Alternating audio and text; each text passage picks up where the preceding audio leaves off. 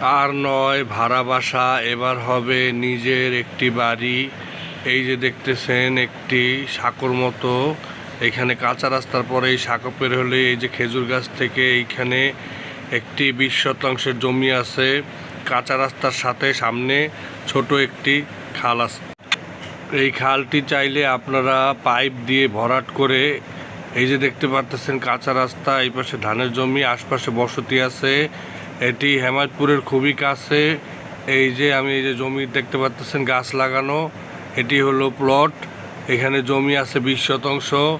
এটি ভূম দক্ষিণ স্ট্যান্ড থেকে একটু ভিতরে, কাঁচা রাস্তার সাথে। এটা হেমায়তপুরের খুবই নিকটে। আপনারা চাইলে এই জায়গাটি নিতে পারেন। আশেপাশে বসতি আছে এবং খুবই কম দামে নিতে পারবেন। এই জমিটি ঢাকা থেকে সর্বোচ্চ 20 কিলোমিটার দূরত্ব হবে। পাশেই ঘরবাড়ি আছে। এই প্লটের একটু পাশেই একটি বিল্ডিংয়ের কাজ চলতেছে।